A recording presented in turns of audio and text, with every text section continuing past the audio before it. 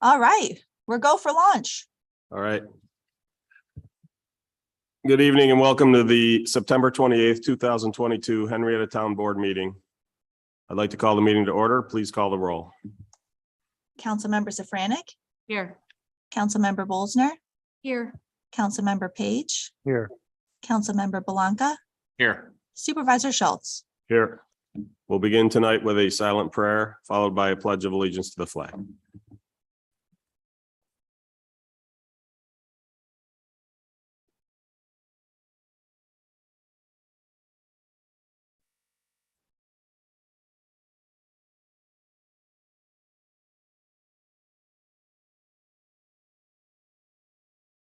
I pledge allegiance to the flag of the United States of America and to the republic for which it stands, one nation, under God, indivisible, with liberty and justice for all. Did you turn the mic back on? Me? Yeah. You and I had turned it off. I didn't know if you'd gotten yours back on. I already did. Okay. Can I get a motion to approve the minutes from September 14th? Yes. Mr. Supervisor and fellow board members, I'd like to make a motion to approve the minutes of the September 14th, 2022 Town Board meeting. Seconded. Any discussion? Hearing none, please call the roll. Councilmember Safranek, Aye. Councilmember Bolsner, Aye. Councilmember Page, Aye. Councilmember Belanca, Aye. Supervisor Schultz. Aye. First up, I'm just sorry, we're gonna pull up a resolution before we go into the special use permit hearings and public hearings. So, Mr. Belanca. Mr. Supervisor and fellow board members, I have resolution number 21-289, 2022.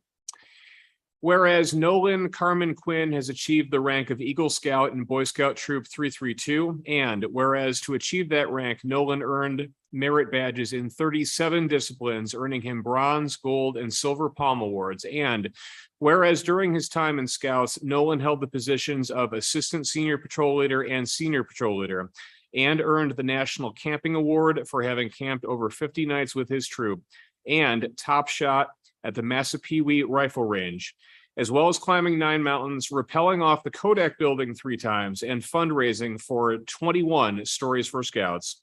And whereas Nolan graduated from Rush Henrietta Senior High School, where he was a member of the National Honor Society and earned the President's Award in his senior year, and since graduating has begun a career joining Bob Johnson Toyota as an automotive technician. And whereas his Eagle Scout project, Nolan designed and built a fishing identification kiosk and the fishing pier at Hillsides Camp Possibilities in Henrietta, helping children at the camp identify which type of fish they have caught, as well as guides for which bait works better for which fish, and a measuring stick for kids to compare their catches. The project was a full circle moment, as Nolan has had a love of fishing since he was 4 years old, including fishing at that very pond in his youth. Therefore, be it resolved that the Henrietta Town Board joins Family Moose Center number 2290, sponsors of Troop 332, in recognizing the achievement and honor of Nolan Carmen Quinn in attaining the rank of Eagle Scout. Second. Open book discussion by saying, you know, it's very impressive what these youths do for the Gold Star for Girl Scouts or Eagle for Boy Scouts. It was kind of an interesting with Nolan Quinn. So I often get phone calls from potential Eagle Scouts if they're looking for ideas, you know, what needs to be done for an Eagle project. And I had just so happened that I had just been to Hillside. They had held a event for community leaders in the area. And as I was talking with them, they expressed how they were trying to fix up their dock area. And one of the things they wanted was that fish identification. Next day, I get the call and I'm talking to and mentioned, you know, I went through a bunch of stuff the town needs, and I mentioned that, and he's like, oh my God, I used to fish there as a kid. So it was kind of, like I said, full circle. It was great. And he did a did a fabulous job on it. So congratulations to Nolan and to the parents who must be proud. Yeah, and I just want to jump in also and say that the class of 2022, and Mr. Supervisor, you know, this, of course, because Scott was part of that class. That for me is always going to be the pandemic group. Yeah, the group that had to go through the shutdown in their sophomore year, had to come to school once a week, not 2 days a week. Just the perseverance that was shown to achieve this, I think, is really remarkable. Yeah, I just want to congratulate him as well. It's amazing the things that these children can do, whether young adults do. I'm just always, it just is overwhelming to me that they're able to go achieve what they can achieve at such a young age. And I just feel like the sky's the limit for these young adults when they do all of these kind of things. So congratulations, and, thank you for what you do. I just have to echo what everyone else has said. I just love that Eagle Scout project. What a fantastic idea. I can just imagine that the young people there just love that. And pursuing a career as an auto technician is such a great career. And I did not know that you could rappel off the Kodak building. So I'm like, just so impressed by that. Are we signing you up next year? I'll leave it to the scouts. I also like to add, and I'll say the same thing I say every time, is there's not a more significant resume or application article that you can have than have an Eagle Scout, whether it's going to college, in the service, President of the United States, auto technician. It's honored all over the country. It's one of the top application and resume gifts or parts that a person could put on a resume for both boys and the girls. It's just incredible. And it takes a lot of hard work. They earn it. They don't give it. That's right. Yeah. It's something like, I think only 4% Yeah. that make it. If that, yeah. So. Anything anyone would like to add from the audience? And hearing none, please call the roll. Councilmember Safranik, Aye. Councilmember Bolsner, Aye. Councilmember Page, Aye. Councilmember Belanca, Aye. Supervisor Schultz. Aye. Is Nolan here by any chance? No. We had seen someone come through that, but okay. So we'll, Joe, I'll try to find out when the Eagle ceremony is and where it is and send that out. Thank you. Okay, first up, we have special use permit application number 2022-039, Chappie's Hots or Chappie's Fish Fry Incorporated, 3553 West Henrietta Road, to allow the sale of alcohol in an existing restaurant with sit down and takeout meal service. Do we have a representative from Chappie's here?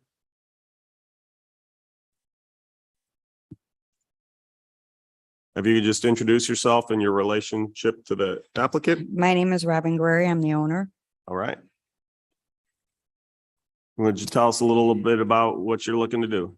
We're trying just to create more revenue in the restaurant because of the food costs, but we see that other restaurants are adding tap rooms and things to the restaurant like Bill Gray's and the pizza place, and just seems like it's happening a lot, but we like it. And to have people in there, they can sit down, watch games and eat our burgers and stuff like Right. that and enjoy themselves. And we don't plan to carry it on past midnight to keep, no riffraff or anything in there.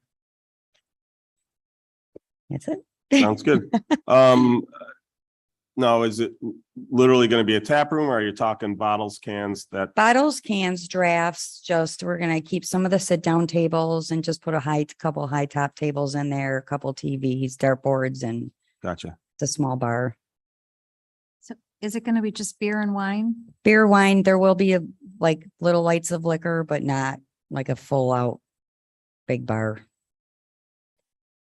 Are there any changes internally to the Just adding the bar at the one side of the restaurant where the old Henrietta Hots had that thing where all the condiments went, taking that out, putting a little bar there, keeping sit down tables, little high tables, and that's going to be the only place on that side. Sounds good. not taking away from our sit-down restaurant. Right. I don't have any more questions. I don't know. No, I was going to ask you, make sure that it's staying in the same footprint, as you're not adding anything. It's just No. changing the inside and adding the, Just and changing the alcohol inside, license. not changing the footprint. Thank you. And That's the alcohol will be available to go as well with the takeout meals? Probably not. Okay. I don't trust that. I will say I was talking to a friend the other day about your restaurant and they said you have one of the best fish fries they've ever had. Oh, So thank you. Tell I them I have said not thank gotten you. over there to try it, but I will. Thank you. You didn't happen to bring any samples tonight, did you? No, I didn't. Sorry. I'll remember that when my brother's in town because he loves a good fish fry. so. Gotcha. Okay, if you could move aside just in case there's somebody who has any questions from the public. Anybody? Anyone online? Okay, come on back up. No further questions? Then can I get a motion to approve or deny? Mr. Supervisor, fellow town board members, I'd like to make a motion to approve application number 2022-039 Chappie's Hots or Chappie's Fish Fry Incorporated at 3553 West Henrietta Road to allow the sale of alcohol at an existing restaurant with sit-down and takeout meals. Second, Any further discussion? Hearing none, please call the roll. Councilmember Safranik, Aye. Councilmember Bolsner, Hi. Councilmember Page, aye. Councilmember Belanca, Aye. Supervisor Schultz. Aye. Congratulations. I Thank assume you now- guys very much. Thank Assume you. your next step is the alcohol board. All right. Thank you. Next up, we have special use permit application number 2022-040. Sphinx Party Decor and Rentals LLC, 56 Commerce Drive, to operate a business offering event planning and decor rentals, as well as renting space for events to be held where food and alcohol will be served by caterers. Could you introduce yourself and, Lawrence relationship. Sphinx. so are you And, the owner or, Me and my wife. pardon? Me and my wife. You and your wife? Okay, She works at the hospital, so she couldn't make it today. that's fine. So Kurt, you've been operating for some time, party decor and rentals, and you're looking to start to do event space there as well? Yes. Is that my understanding? And Yes. looking at the site, it doesn't look like you have a paved parking lot. Is that correct? The owner's actually they're working on the drainage because there's an issue in the back, but they're working on that right now, and that'll be paved. And in looking at the application and some of the comments, it looked like there were egress issues in terms of hallways packed with stuff. So we I want to say his name is Steven, the fire marshal. Mm-hmm. He came back out yesterday and checked everything, and it was good. Has the fire marshal updated his comments? I haven't seen that comment I yet. have not either. Okay. So I Kevin was- Wilson, do we have updated comments from building and fire prevention? I do not have anything, have not spoken to Steve about this. Okay. I can check with him tomorrow, Sure. but he didn't have anything on file here at the building department. Okay, I was there today and the parking lot is definitely got drainage issues. I mean, there's a lot of big ponds back there per se. But the other concern is, I mean, how many parking spots, if you're thinking of making it a party venue, I mean, there doesn't appear, there's a lot of dumpsters back there, a lot of trucks, a lot of vans. I mean, how many parking spots are So- they anticipating they're going to be able to put back there? So along the side of the building, there's about 10 spots. Right? And then in the back, we'll probably be able to add another 10 spots. I But mean- for that place, we're not looking to do like big events. It's more like baby showers and anniversary parties. It's kind of a smaller. Yeah, I think my concern, one of my concerns, other than that there's a lot of industry around it, is that most baby showers and things I've been to like that have had more than 10, would require more than 10 parking spots. Usually if it's that small a venue, they're putting it in their house. I just don't see where there's going to be enough parking to make it a party venue back there. That would be a big concern of mine. Yeah, I need to echo Councilmember Bolsner's concerns. I was there today as well.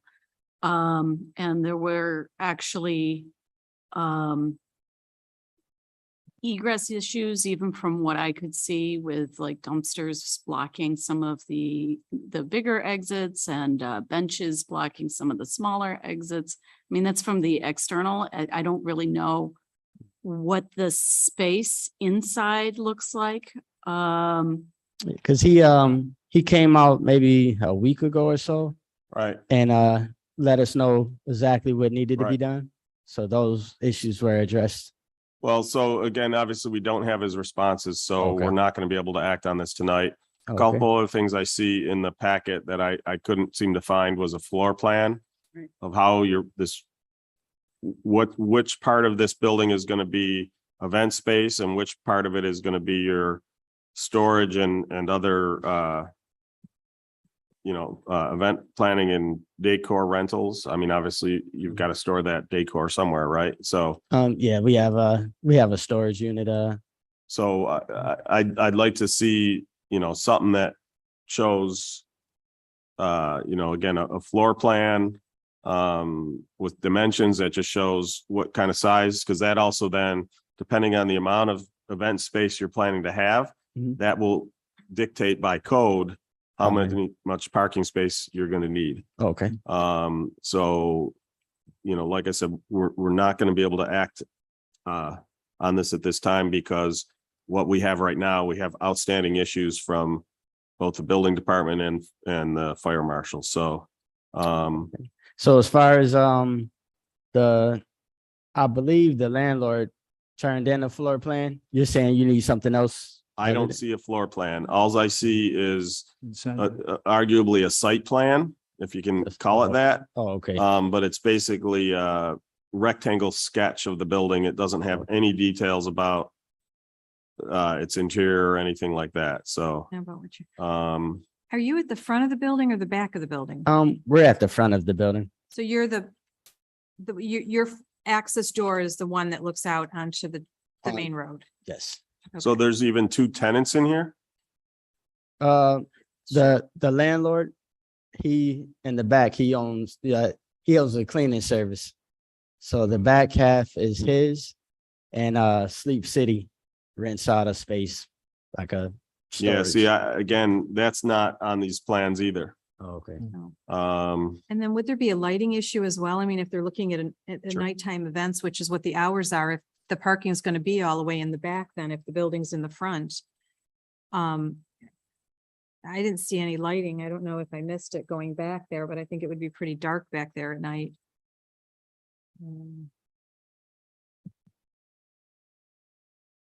So right now, there's the motion lights. So A it's, single motion light?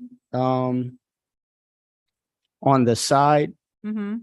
so like on the back half of my part, there's a light that comes on there, and then around the back, I believe there's lights too. I have to check with them and see, but I believe there are motion lights.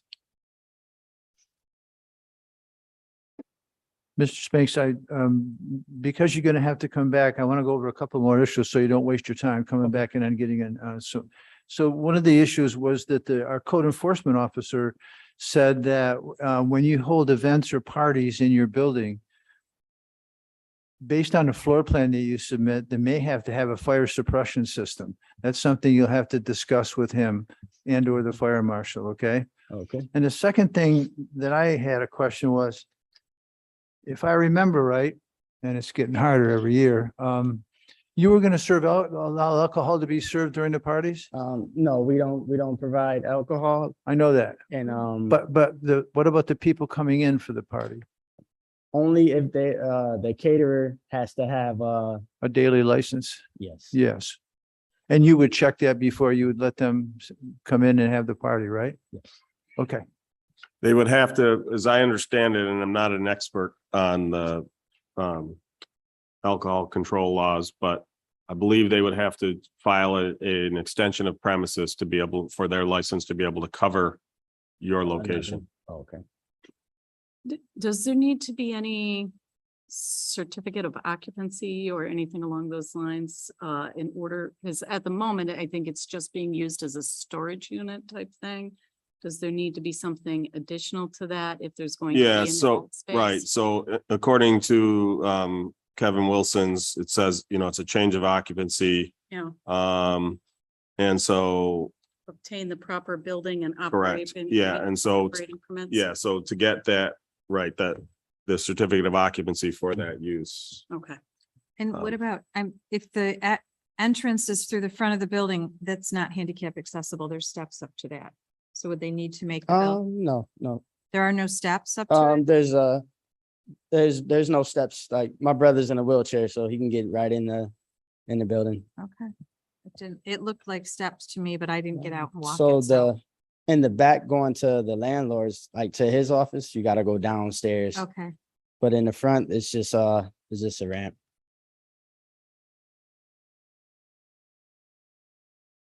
Any other questions from the board before we open this up to the public?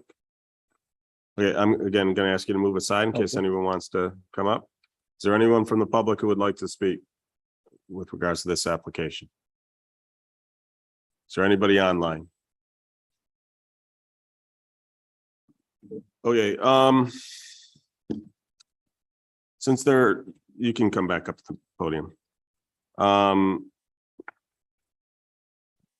Since there are some significant material issues with this location for this use, I'm actually thinking, and I'm gonna ask the board, I'm thinking of closing the application. So we're not just holding it open, and then basically as soon as you are ready, that you've met all the requirements of the building, you or the landlord have met all the requirements of the building and fire prevention, you can notify us and we'll basically put you back on the schedule. Okay. We would need at least 14 days notice. Okay. So, So, like, as far as everything that you're saying I need right now, will I be able to get an email or a copy? yeah, via so, Kevin, would you be able to meet this gentleman outside the meeting room? Yeah, I was just gonna mention this, Steve. I can go out there when That'd you. be great. when you're done. Sure. Please. Take a left and So he'll be when, right there. yeah, when you leave here, Mr. Wilson will meet you right outside and he Okay. can go over with you what you need and, again, give you a card so that you can converse by email. Because like I said, your landlord's gonna have to be part of this. Okay. So, okay? All right, thank you. Yes, sir. Thank you. So I'm going to close the public hearing for special use permit application number 2022-040, Sphinx Party Decor and Rentals LLC. Again, no action will be taken at this time. If and when he is able to get the landlord to bring the building up to compliance, we will reopen the special use or the public hearing, excuse me. Next up, we have special use permit application number 2022-041, Mocha Nut and Mongolian Barbecue, 544 Jefferson Road, to authorize the addition of a drive-through for a new restaurant to go in at an existing restaurant location with existing approval for sit-down and takeout meals and alcohol sales. Do we have a representative from Mocha Nut here? Great. Please introduce yourself and your relationship to the application. 我的名字就是 Could you KY get a little closer to the microphone with we have to have the fans because of the odor, 名字 so 是个人 it's hard to hear. QING KAISUN Thank you. And are you guys the owners? My name is Fan Zan, so I'm an interpreter for him. Thank you. Yeah. Okay, could you tell us a little bit about the plans for the restaurant? So do you need him to talk the whole thing? I translated, or I have all the whole thing? So can I However just talk you want. directly? If you already know the answers, you Yes, don't need to have them yes, say it okay, and all translate. right. Yep. So, right now we're the Fuji Japanese Steakhouse, we're operating as Seafood Harbor. So serve seafood only, but the business is not going as good as we're expecting. So we try to make some changes. And we want to put a mochina that's a serve Japanese mochi donut. It's the taste kind of like a mochi, but it's donut. And we also have bubble tea. It's like that for the customer. We think, yeah, that's a new thing for the big cities. Now a lot of people seems like it. And we also will put a Mongolian barbecue in the middle of the restaurant. So it's kind of like a fast food. People pick their own stuff, then cook right in the front, and they can do takeout or sitting down. Great. Yeah, I'm familiar with Mongolian barbecues. I've been to a couple. The ones I've been at were really tasty. So hopefully this one will be too. Yes, it will be better than any place you have been. All right. I like that attitude. Like that. One of the issues we talked about yesterday at our workshop meeting, we'd received the plan for the drive-through. Yes, There's some issues with that. So okay, initially we weren't clear as to whether it was going to be a drive up and someone comes out and hands it, or a drive-through window. The recent plans we received showed it as a drive-through window, Mhm. but there's no area for queuing. The traffic is essentially just a pull-off lane from the main entrance and exit. So we're concerned about the traffic flow there and the ability or the possibility that if there's any kind of queuing, it's going to block the lane, which is the access to the restaurants to the west of this. Okay, actually, I received the draw last Friday, and I did talk to Bob, the owner of the design company. So he was telling me he did a few for the city and some other town, and because the reason he was thinking could do the one way to the south side, then another way go to the drive-through, but he said that's because it's a parking lot. It's not really a road. That's why he was doing, still keep it a two-way. But it's always possible to make it just a one-way get in and then pulling the other side to drive through window. He said that's dependent. He said I submit this draw to the town first. If you guys have a need him to adjust it, he can always to make a change on it. Yeah, so so it looks like you've got plenty of entrances into the parking lot, Yes. but what he would need to do, but including one of those is right where the drive-through is. Yes. So he would need to somehow separate that traffic, Okay. the queuing traffic, Mhm. so that it doesn't spill out onto the road. You've got plenty of parking lot to do it. Mhm. You don't have curbs separating the parking lot from the road, so you've got some ability to do that. Now, like I said, you're probably going to need something in that regards. I guess, when you get down to it, that's more of a site plan. I guess one of the things we could do if we could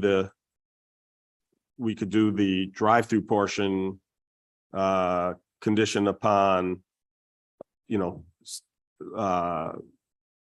a safe entry and exit from the queuing lane and sufficient queuing so as to not block the street. Something like that. Would that be? Does it still need site plan approval? My point is, I'm saying we would dictate that it does need it, even if it didn't today. Is it, yeah, but do we know if it needs site plan approval? Do we need a? Chris Martin, do you know that answer? It's no major changes. Well, the drive-through would necessitate that. While we're on the If drive, you answered, Chris, your mic was not on. Go ahead, Rick. while You we're might on be the coming in here. drive-through, if you notice the picture there, the diagram that you submitted as a former planning board member, the town asks you to have the drive one way going north. You have it coming south, the arrow's coming south. So if you were going to drive your car south next to the east side of the building, the window to take the food out would be on the passenger side. The cars have to go to the north so that the driver's window is next to the window that they're going to hand the food out. So actually, Bob explained that to me is, this is because, the length of the drive-through pickup actually should be going north way too. But he said that he didn't put in, that's just, he's showing that two arrow is just a one way go in, one way go out, just for the parking lot spot, but not for the drive-through window. Yeah, but I think it's a little confusing too. I need to talk to him. Right. So he said, I just submit to you guys, if anything you guys need him improve, he can do it. He can make this a single lane, just come in and then go out to the building the east side. He can Right. actually. Like I definitely said, change. the problem is if you have the parking lot entrance and exit there as well, Mhm. that creates a conflict between the two. Yeah, So we I- can just I- put a, yeah, I it's would like want a him no to, like, exit. but again, that gets more into site plan approval. That's more planning board. So Chris, Yeah, so again, it's Chris Martin, Director of Engineering and Planning. Yes, this would require some type of site plan approval, whether we do it administratively or bring it to the full planning board. We'll have to discuss that with the supervisor and the planning board chairman. But I share the supervisor's concerns. We don't know, where the vehicles are queuing. You're crossing traffic. So we have some concerns. So what Okay. I would suggest if, talk to Bob, have him contact me. Yeah, and we sure. can tell him which way to proceed Sure, sure. and to give us a better view of where the vehicles are going to be stacked Mhm. and, how they're going to cross. So the draw lines better in the safely. picture, you guys see how the cars Yeah, stack up. I can Okay. talk to Bob about that. He's a Sure. very talented engineer and I'm sure we could Yeah, probably. he's has a really good experience in that. He said he did a lot of site plans, so. an order of operations thing. Okay, I might be possible to give him your contract. Yeah, he, I know. just have him call me. He knows who I am, the town engineer. Just wait till it's Okay. done. So he Chris. can call me and we can try to work something out, but if we can't, for us, the big part is queuing and to Yeah. make sure that traffic flows properly. Sure. So there's sure. always a possibility that he may not be able to do that, as Mhm. talented as he is, but we'll work something out. Okay. There's certainly enough space in that parking lot. Yeah. Like I it's said, a I think if big they separate the parking lot from the road, it seems to me that there would be sufficient space, but I think Don wanted to talk about an order of operation because I suspect he's going to want it to go to planning board. And then come back for the special use permit for the drive-through. Is that correct? That could work. Yeah, my main concern for us as the board here is that the special permits for the drive-through. So to approve it, basically approve it conditioning on them getting the drive-through right. Yeah, I Doesn't make a understand. lot of sense. Yeah. That's what I figured that Yeah. might be the case. So just so you understand, in case you didn't follow that, what he's suggesting is you come back to add the special use permit to the special use permit, or, the drive-through to the special use permit. First, work with the planning board or the Department of Engineering and Planning, come up with a site plan that they're good with, that they've signed off on that will work for a drive-through, and then come back for the special use permit, because we need that plan. We're all, I'm sure, picturing a very different drive-through right now. And, as Councilmember Page mentioned, you've got to have it so that the driver side goes past the thing, and then there has to be sufficient queuing. So it's, I'll call it non-trivial, but the good news is you have a sizable parking space that you ought to be able to accomplish it, but it's not going to be easy because the way that it's made difficult because the building is located tight in the upper left, northwest corner of the parking lot. So Okay, yeah, so the reason we put a special use permit, we was think about we doing the use permit a little later after we get the building permit. We want to just do the inside remodeling first. So if you want to do that, go that route, we can approve it. And I've got to make sure there's not other issues, but we can approve it without the drive-through. Mhm. And if and when you have a plan to add that, you Mm. can come back, Sure, update sure. your special use. Sure, permit. sure. So Supervisor, do they even need a special use permit to operate the restaurant as they currently operate Seafood Harbor? Yes, And they're gonna be closing the Seafood Harbor and reopening it as Mokinut and Mongolian barbecue. Right, so does the seafood currently serve alcohol? yes, Okay, we have 4 the, bars. the thing that's a little fuzzy is what is the definition of a restaurant? Is this one restaurant or 3 restaurants? Right. They share some kitchen, Yes. you know, so for instance, if you look at Mission Barbecue, Mm, that building has 3 restaurants. Each one came in for a separate permit, but they also are separate walls. They don't share a kitchen. This one shares a kitchen. So is it Yeah. 1 restaurant or 3? I'd we like rather, can use one kitchen, same restroom, so I think. So will Seafood Harbor still be located there or are you closing Seafood Harbor? Right now, we still serve because we want to do part by part. We serve first, we will remodeling the Mochina side first, like that's on the east side of Okay. building. So it's take a very small area. Okay. And then meanwhile, yeah, we will still serve the Seafood Harbor at this time. Okay, so you're gonna continue doing Yes. with Seafood Harbor while you open Yes. the Moshinut location first? Yes, yes. I see. Because we want all the employees still have their job. but eventually the seafood is going away. If the business pick up, we try to keep it, but I don't see that. Right. Right, yeah, there's a lot of seafood. Yes. places, Right. but there's no Mongolian Yeah. barbecue, so that makes Right. sense.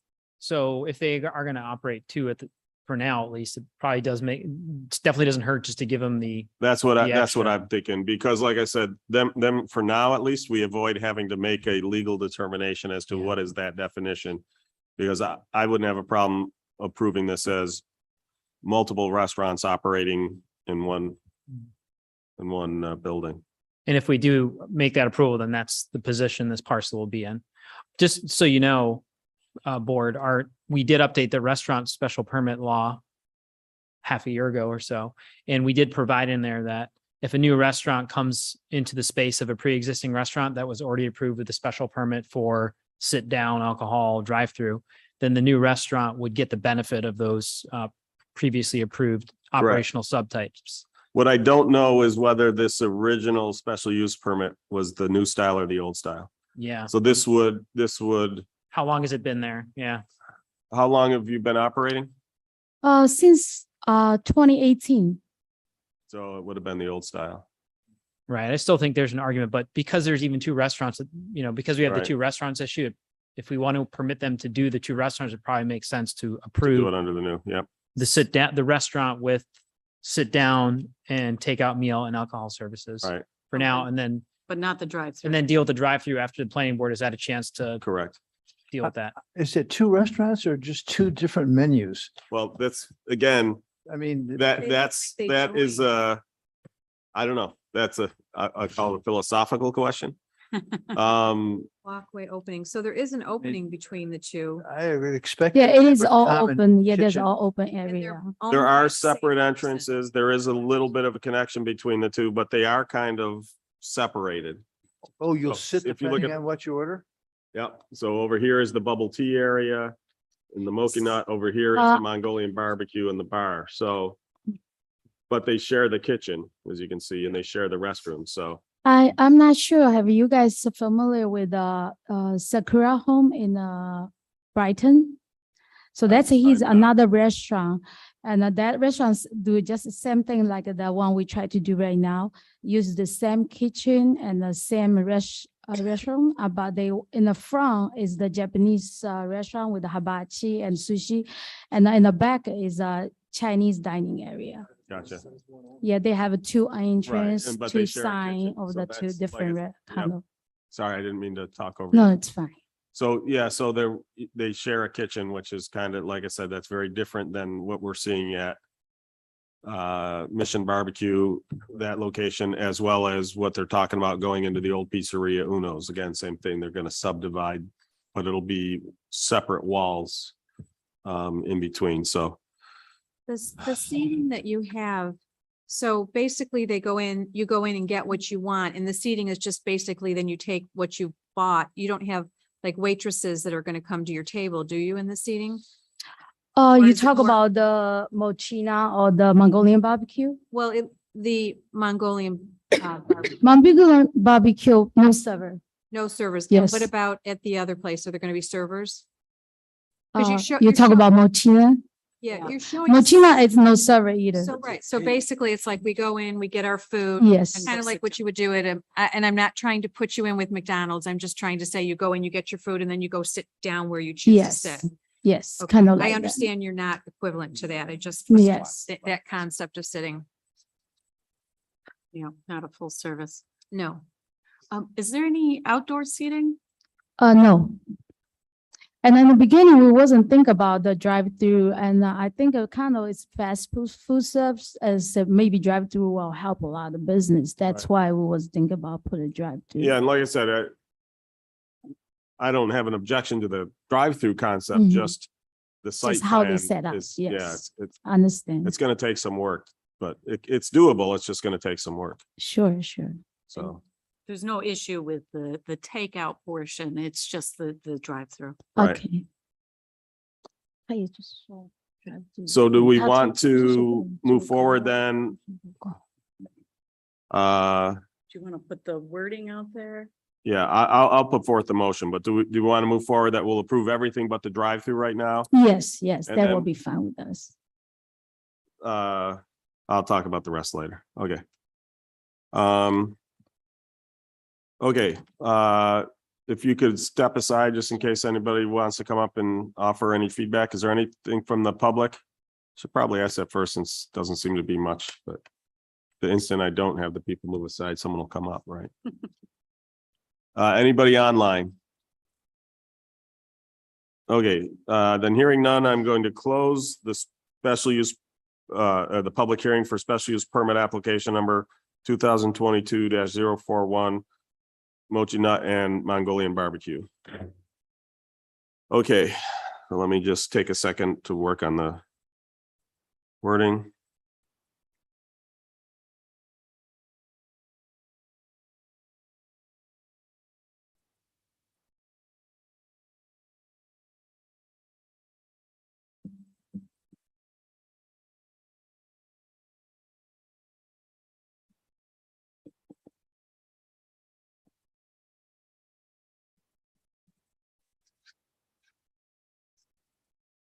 You could just take what's on the agenda, Supervisor. and- I've got it. Okay. Okay, fellow board members. I move to approve special use permit application number 2022-041, Mochi Nut and Mongolian Barbecue, 544 Jefferson Road, to authorize a new dual restaurant to go into an existing restaurant location with approval for sit down and takeout meal services and alcohol sales. Second. Okay, so like I said, what we'll do later, if you decide to do the drive-through, and if in doing design, you can come back, yeah. What you can do is then when, if and when you're ready to you have a plan for a drive-through that's been, you've worked with the engineering and planning on. And you might even find that because of the way you have to lay that out, you might find you'll have space for outdoor seating. I don't know. But the point is, if you do, then you can just come back and add those to your existing special use permit. Okay? Sure. And so, yeah, if I love, just let Bobby talk to Chris about what's the detail he need to work on it. Yes, you should talk with Chris and Okay. go over them as to, how you might lay that out. Sure. So- Yeah, we still wanted to do that, but just meanwhile, we need to start some remodeling inside the restaurant. Nope, this will allow you to do that. So, Okay, thank you so much. okay. Mr. Any further Supervisor, comments? I What? just wanted to add that's for Mochi Nut and Mongolian Barbecue located at 544 Jefferson Road. Yes, that's how I started it. Okay, sorry, I didn't have to Yep. hear that part. Any further discussion? And hearing none, please call the roll. Councilmember Safranik, Aye. Councilmember Bolsner, Aye. Councilmember Page, Aye. Councilmember Blanca, Aye. Supervisor Schultz. Aye. Congratulations. We Thank you look, so much. I, for one, look forward to a Mongolian barbecue. I look Yeah, forward to I can bring some donut sample. I've never had the mochi nut, so I don't have no idea. Or I've never had bubble tea either, so Oh, you haven't had bubble? I've I never had bubble tea. Okay, I can bring all the samples. I've heard all about it, but I've never had it. We can't have samples. We're Can't have sorry. samples. No, it Yeah. could be under We can just- Thank you, $15. though. Yeah, the town attorneys can take them all, right? Okay. Next up, we have a public hearing for the proposed local law to amend the Henrietta zoning code to clarify provisions relating to incentive zoning. I don't know if we've got. I guess that one's on the main. Sorry, I've just got to pull up the. No, it's on the main packet. So as discussed previously, when we were calling for the public hearing, when we were doing the incentive zoning, we started with a sample legislation. We were working with EDR, our consultants, and when we were working with a developer on incentives, we noticed there was a 50-acre minimum requirement for the preservation of farmland or open space. We had no idea where that came from. I reached out to all the town board members who were members at the time that we were working on that plan. None of them remembered that restriction. So all we can figure is that came in because it was in the sample law and we missed it.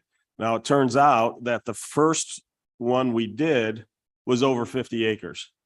So it did not affect that particular one, but we were looking at another one possibility and discovered that 50-acre minimum. So the proposed local law to amend the code is to remove that 50-acre restriction or minimum, excuse me, for the incentive for preservation. Obviously, when you're doing incentive zoning, you want to make sure that the benefits, are of the same scale as the incentives. But if somebody was able to preserve a 49-acre farm, I would want them to, right? Or a 30-acre farm or whatever size.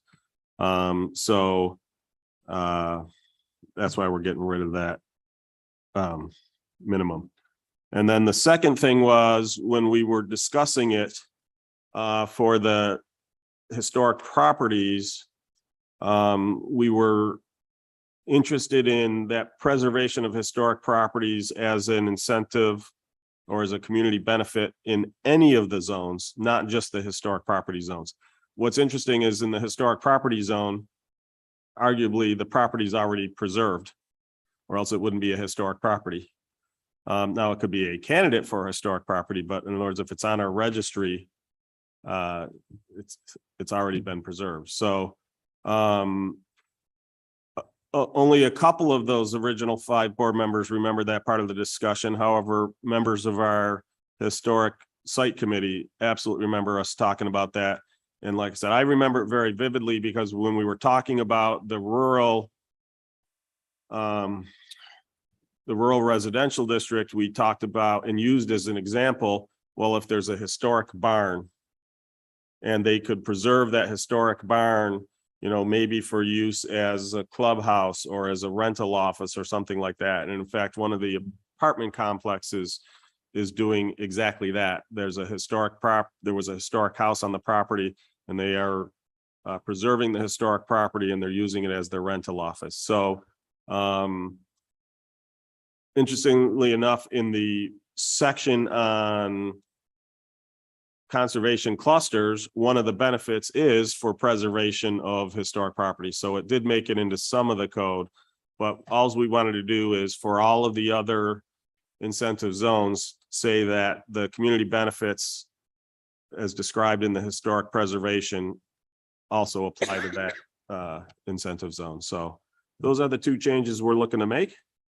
I'll first open it up to comments from the town board, and then we'll open up to comments from the public. Any comments from the board? I know we've all talked about this before, but Yeah, good. okay, any comments from the public? Come on up.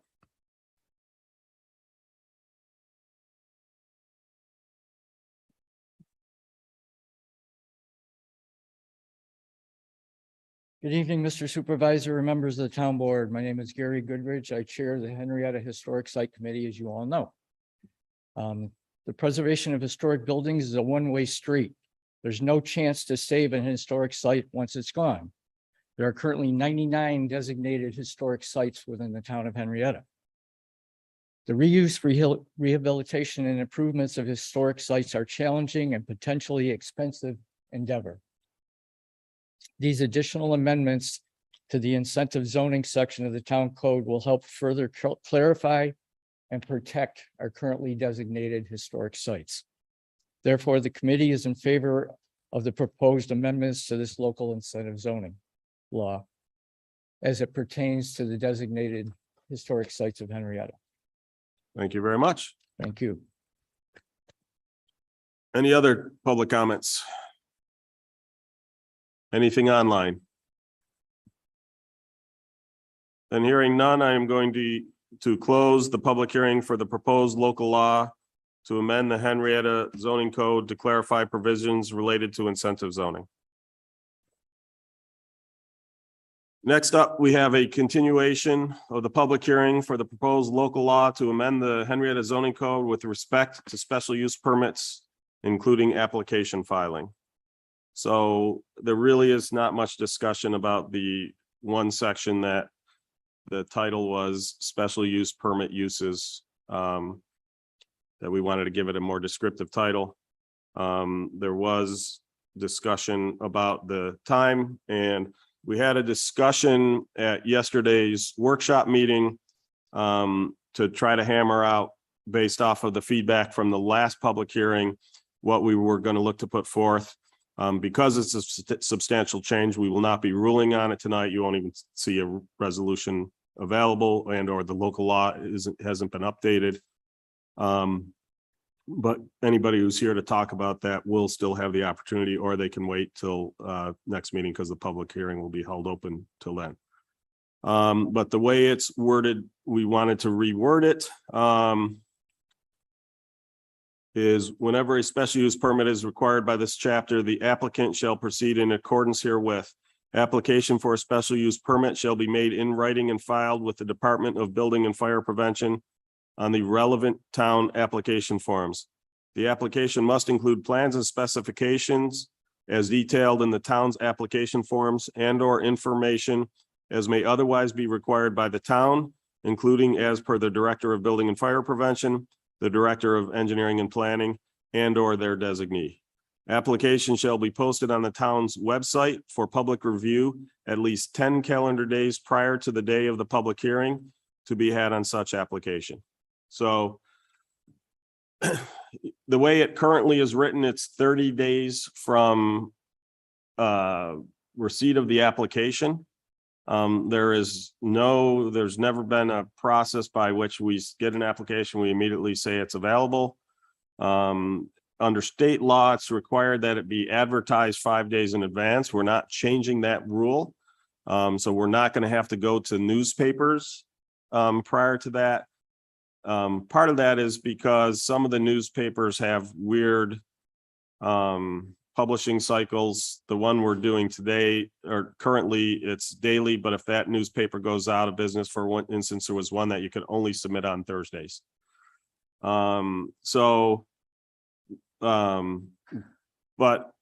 to try to address the concern of the public that they wanted to have more time to review and familiarize themselves with the application prior to the public hearing, that we would advertise, or post, make it, not advertise, but post it on our website in our projects area so that the application is there.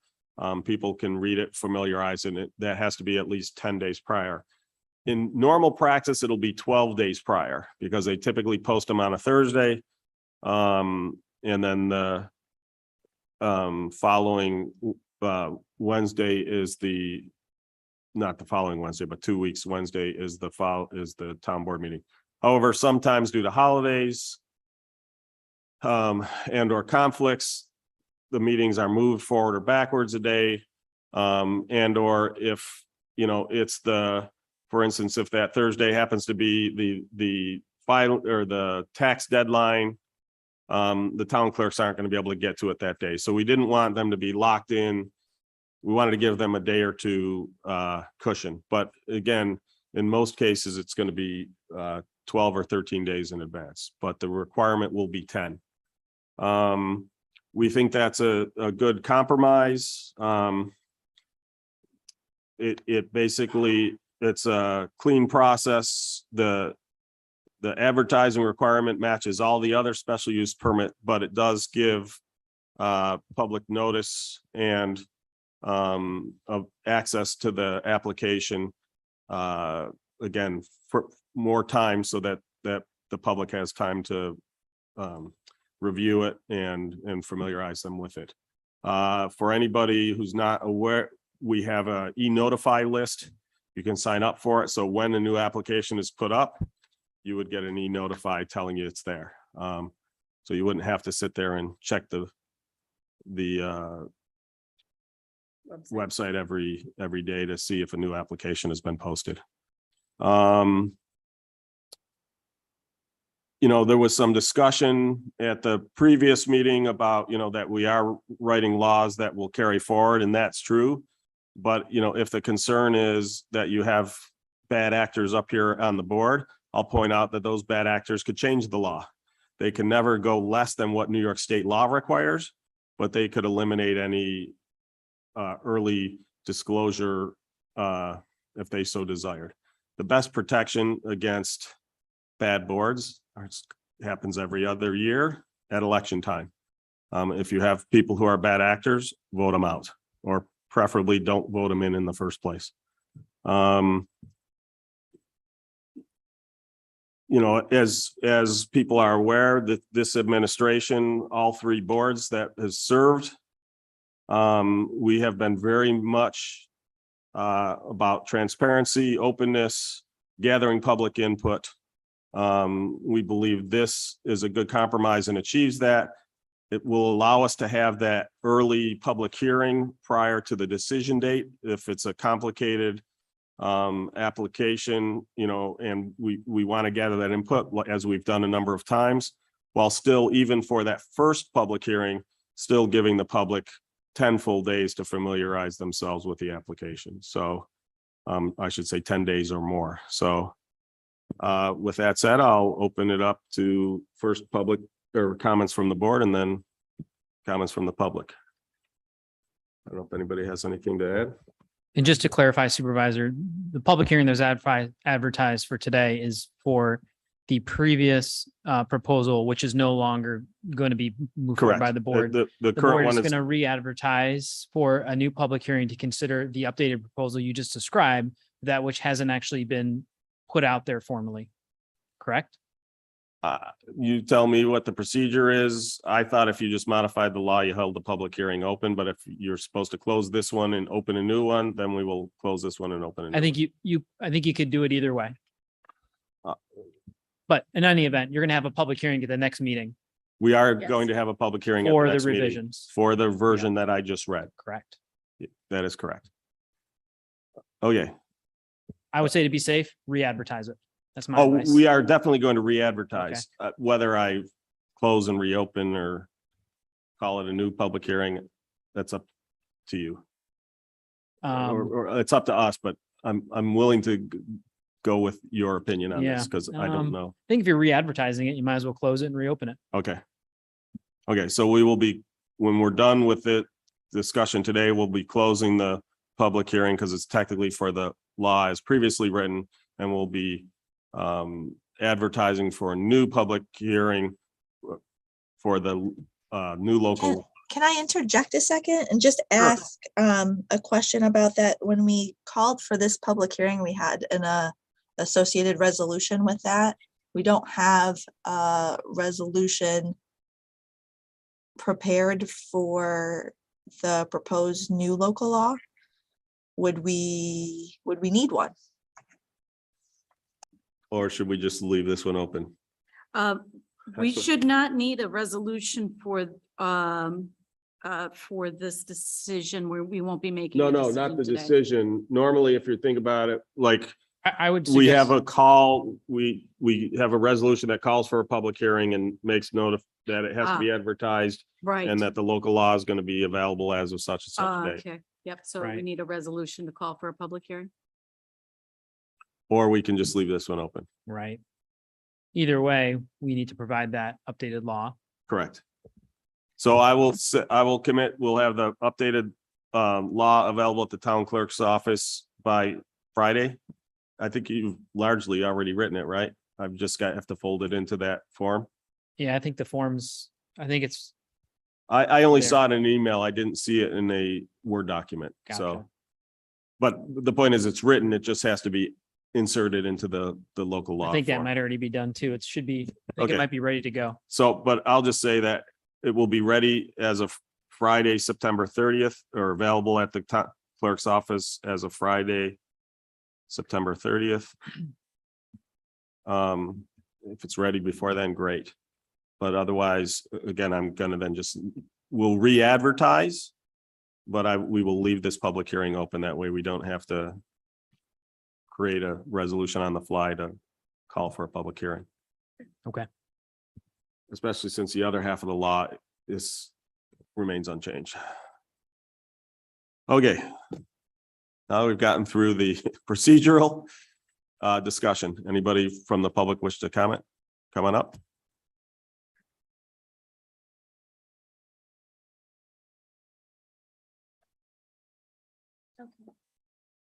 So I need a lot of clarification for that. Could you pull the because- microphone towards you and then introduce yourself? Lois. So from the conversation we had last week, this sounds very, very different.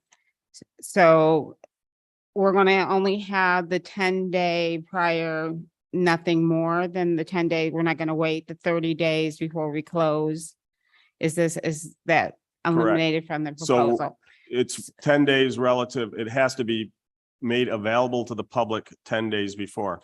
If you actually read the old wording, there was not actually a requirement that it be available 30 days before. It's just that we couldn't have a public hearing until 30 days after the receipt of the application.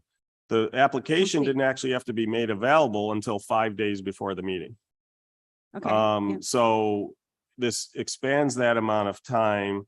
But we decided in talking with this a lot, having it relative to the application date creates a lot of problems because if it's not complete, if it's missing stuff on that application date, what is the date? Now we have to make a determination. What's the substantial change?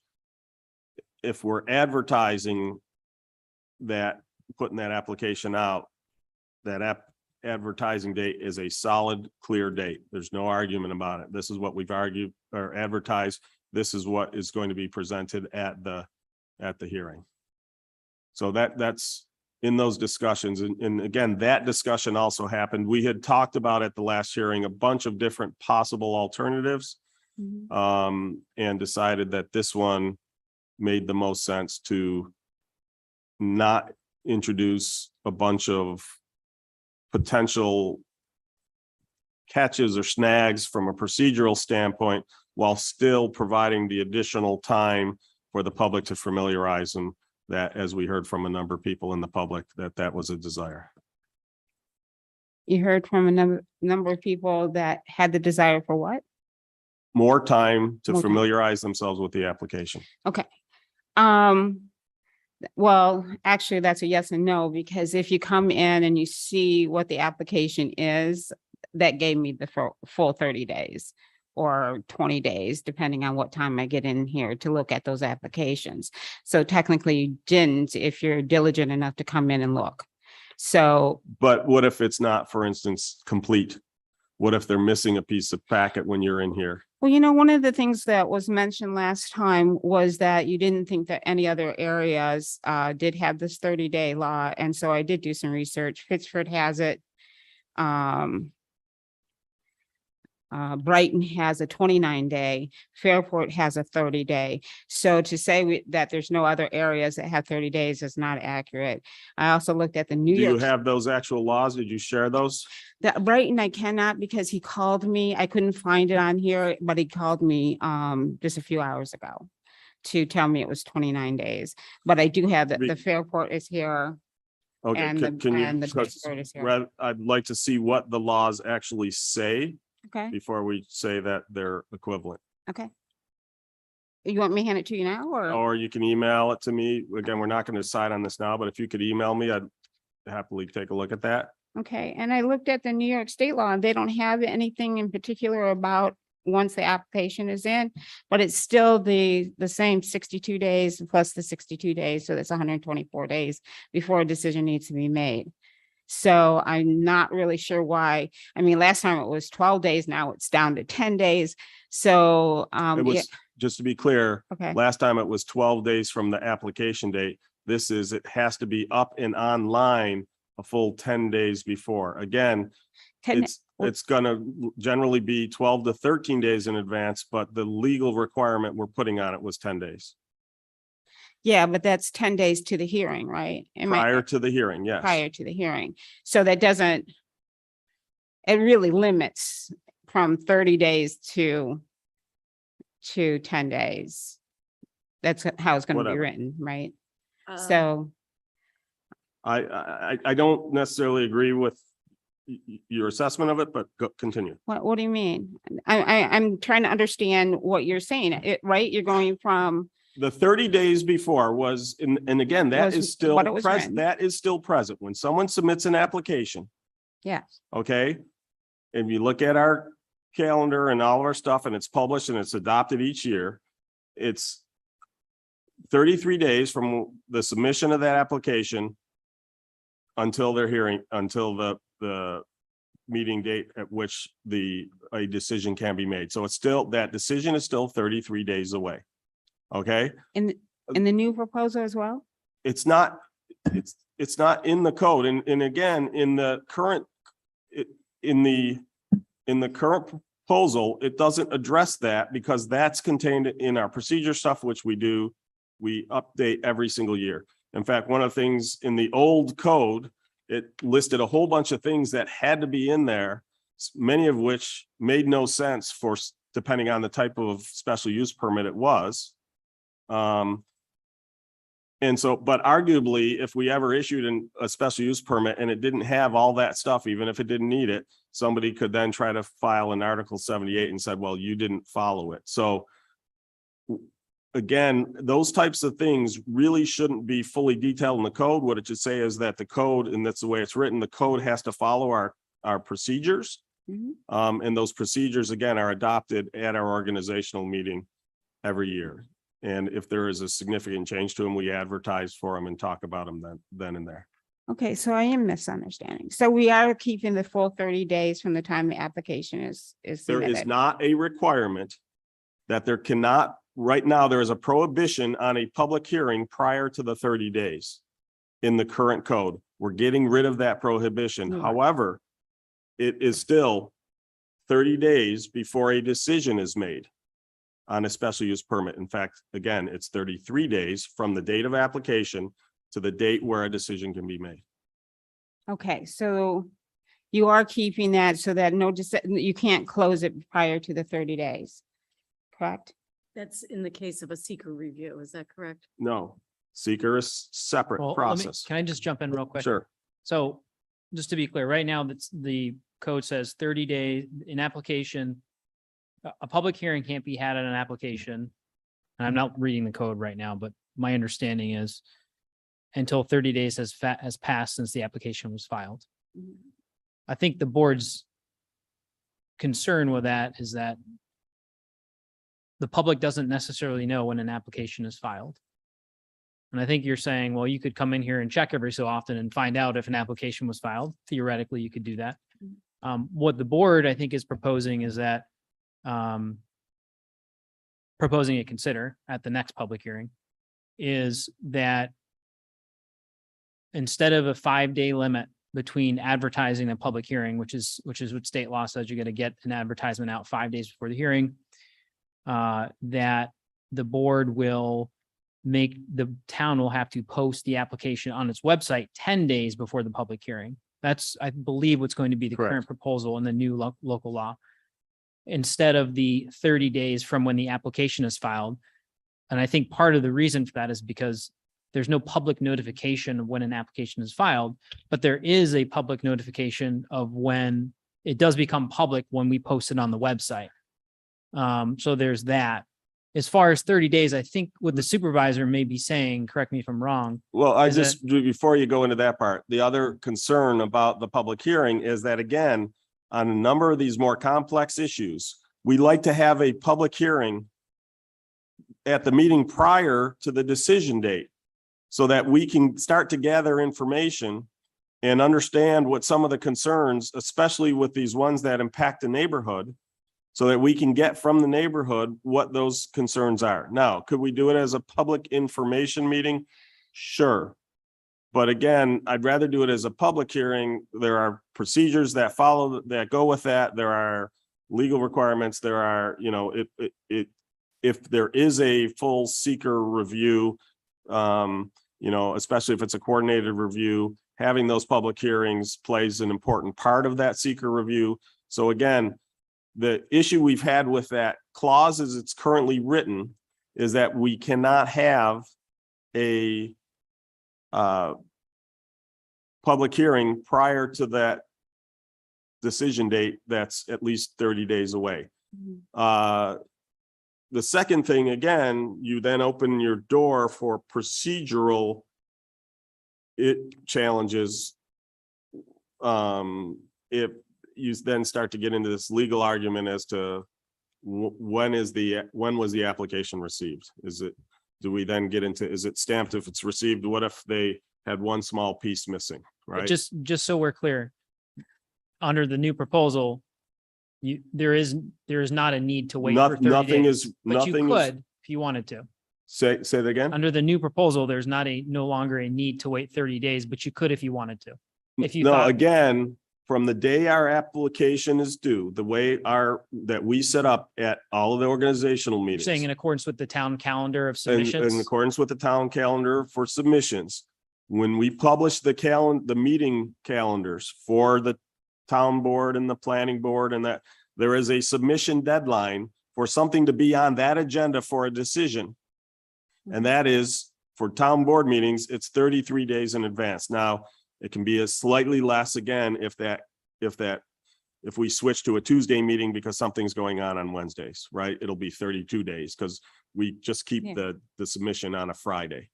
So like I said, but it's at least 30 days out before a decision can be made. Under the current law, we couldn't have a public hearing 2 weeks before that decision date to get feedback. That you wouldn't be allowed to do that. This would allow us to do that. But again, what's adopted every year at that organizational meeting is that calendar that says the application, if I'm going to be on this meeting, I have to have the application in 33 days in advance. So that is not changing. Okay, so we are saying that we're still waiting the 33 days before we can have the hearing. Not No. before we can have a hearing, Before we can close. before we can make a decision. Okay, before we close. But even at that point, you can keep it open because you have Correct. That is a 128 days. minimum, not a Maximum. right. It's not an exact date. It's a minimum. Yeah. Okay, all right. So then the change then that you're really making is that you want to have the first hearing though 12 days or 10 days out. Is that the change then that we're We doing? want to be able to do that. We're not always going to do it. We didn't do that for any of these special use permits because none of them are all that complicated. But again, for instance, we've done that for Chick-fil-A is a perfect example. We knew there's going to be a lot of problems with Chick-fil-A because we'd seen it happen in Greece, right? Okay. So there's a bunch of these that we'd like to have the public hearing prior to the decision date. This would allow us to do that, whereas under the old code, we could not. Okay, and then so when would, on that situation, when would the notice come out? 10 days before the actual, actual hearing that you, Before the hearing, first hearing, before that first hearing. It would have that's to when it be would out- come on. But if you waited the full 30 days, it would come out before that It would be hearing, 10 days. whatever, yes, it has to be, and again, that's a minimum. It has to be published at least 10 days prior to any public hearing That you that have. we're gonna hold. Okay. Yep. Okay. Lois, Does that make Yes. sense? what the board is trying to do, when you get away from the days and the posting and the times and the 30s and the 14s and the 12s, this board and the boards in the past will do as many hearings or informational meetings. We're trying to get as much information from our constituents as possible, because the secret to a good special permit is the conditions that the people that live in Henrietta think were appropriate for that application.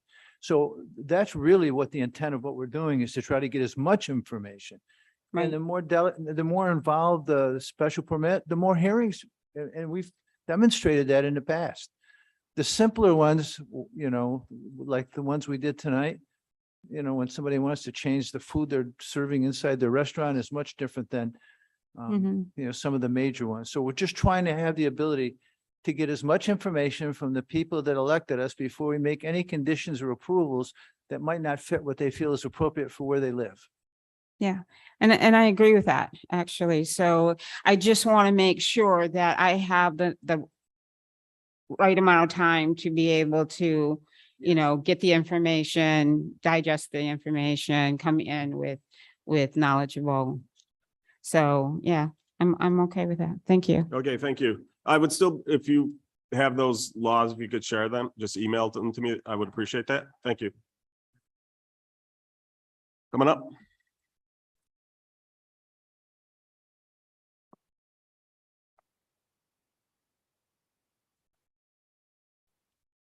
Mr. Supervisor and the board, Mr. Supervisor of the board, my name is Anthony Kemmer, 39 Clooney Drive, and I just had two questions from that, please.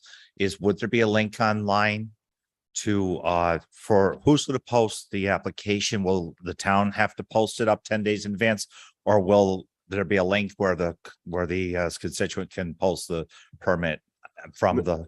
No, it's the town. We post it. We wouldn't Yeah, do it the other way, because then you open yourself up to. Yeah, you got to make sure it's right You got before it. it's posted and those Correct. things. Yeah, so if an application is deficient for one of these major ones, then it's typically what happens is we kick it back to them. And, you'll occasionally see if it happens, if it's discovered after we've advertised, Yes, you'll sir. see me do this a number of times. We'll kick it back to them. They'll withdraw the application. I still hold the public hearing, or at least take it. Sometimes if they've postponed or removed, we won't actually hold the public hearing, but I'll take input from the residents in case anyone showed up.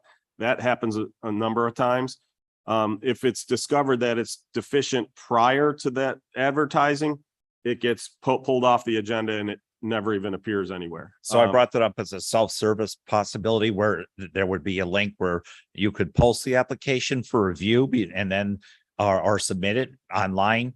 If not not actually just right away post it, but submit it online for review.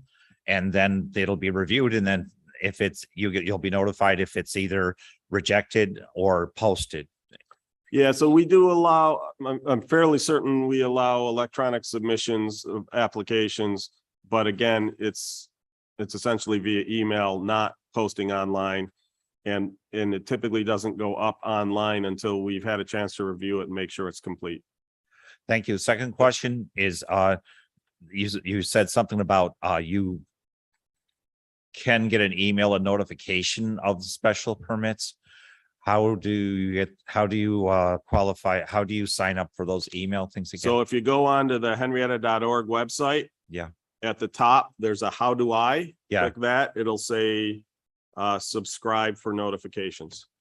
Okay, perfect. Thank you. And one of the things I'll check, Becky, do we have a category yet for when new applications are posted, or will we have to create that category? We use the legal notices. Legal notices, okay. So you would sign up for legal notices is what you would want to sign up for if you want that notification. There's a number of check boxes, so you can get legal notices. I think there's like tax reminders. There's stuff for recreation. There's a bunch of different notifications you can get, but it sounds like the one you're going to want for new applications is legal notices. Thank you. Okay, thank you. Any other comments? Anything online? Is there even anybody online? Okay. Then, as we said, we're going to keep the public hearing open. It will resume October 12th. The new law as written will be published by Friday, September 30th. Or I shouldn't say published, will be available from the town clerk's office. I don't know if do we typically put those online as well, Becky? Absolutely.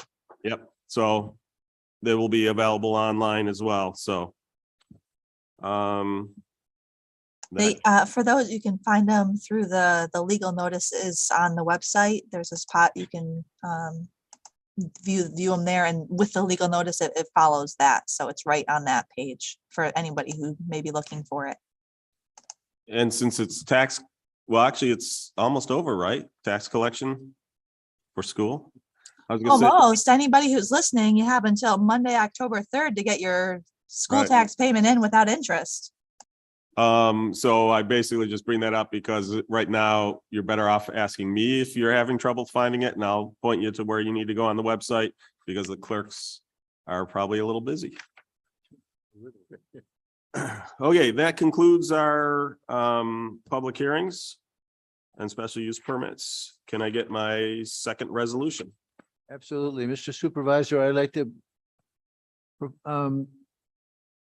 propose resolution number 21-290/222 to authorize bills payable for September 20, 2022 through today, September 28th, 2022. Seconded. Discussion. Hearing none, please call the roll. Councilmember Safranik, Aye. Councilmember Bolsner, Aye. Councilmember Page, Aye. Councilmember Belanca, Aye. Supervisor Schultz. Aye. Mr. Supervisor and fellow board members, I have resolution number 21-291, 2022 to adopt seeker determination and issue a negative declaration for the proposed multiple dwelling apartment development commonly known as Southridge Landing. Second. So I'll open discussion by letting you know, Lois, the way I wrote this, based off of the concern you raised, is that the split zoning approval is for this use only. And if it stops being this use, the approval, the special use permit terminates. Yep. So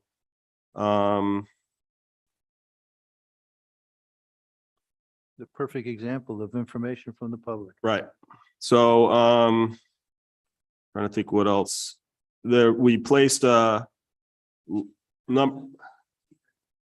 oh, this one's just a seeker. Okay, no wonder why I didn't see the conditions. I was like, Yeah. wait a second. Okay, yeah, so that's actually part of the next resolution, sorry. Any further discussions about the seeker? Hearing none, please call the roll.